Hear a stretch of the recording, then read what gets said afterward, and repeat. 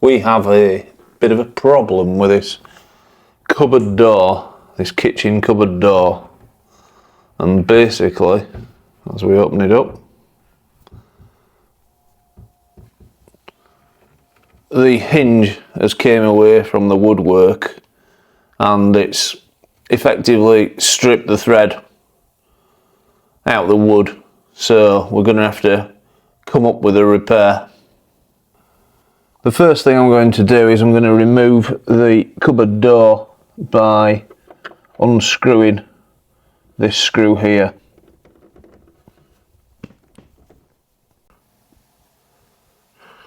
Once unscrewed a few turns, the cupboard door should just lift away. And whilst the cupboard door's off, do check that this can be tightened up securely. So I've removed this part from the door and you can see where it originally fit. It's quite well marked due to it being loose for so long. It's got to go back in exactly the same place. So I think what I'm going to do is I just want to maybe knock these edges back slightly. I don't want it protruding too much. We had no screws for this job, so I've removed that one from the lower hinge. I don't know what happened to the screws, but they seem to have evaporated. I can't find any the same, but these are just a tiny bit shorter, but a little bit chunkier, so I've sorted a pair of them out.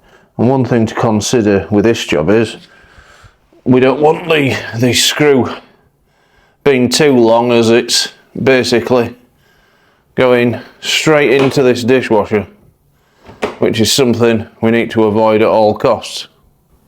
So what I'm going to do, I'm going to pack the two holes out using some matchsticks in association with some wood glue. Hopefully I can make it tight enough so it just all holds together whilst the glue is bonding. So I've removed the top of the glue pot, and instead of using the applicator, I'll just dip the matchsticks in here and break them off flush in the piece of work. And I want to get as many as I can in each hole, because basically it's chipboard underneath, known as Conti board, but it's basically chipboard with a good finished layer. So that's two in that one, and then we'll do the other one. And two in the other. What I've actually done is I've just pushed it in using a pair of snipe nose pliers, and then we'll break that off.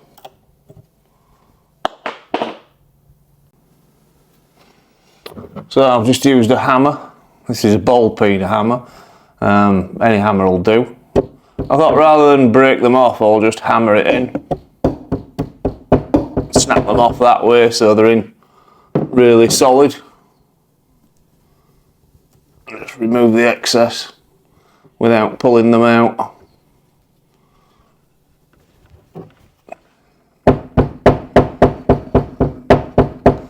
Just basically need it flush. That's reasonably smooth. I'll just wipe the glue away with a cloth. So we've filled the holes quite successfully now. So we're going to offer up this part of the hinge and then just put a screw in there and there in exactly the same position. We just put the screw in the recently repaired wood and turn. I don't want to remove any of the wood. The more wood what's in there, the better.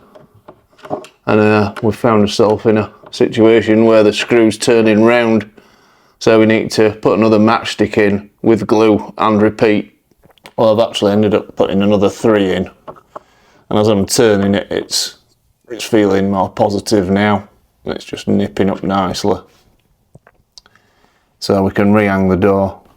So when rehanging a door, you're going to need a gap all the way down, and then this hinge moving out has a bearing on how level the door is, and also these screws here, turning them pulls the hinge away. So we've got that one something like level, and it's quite an old kitchen this.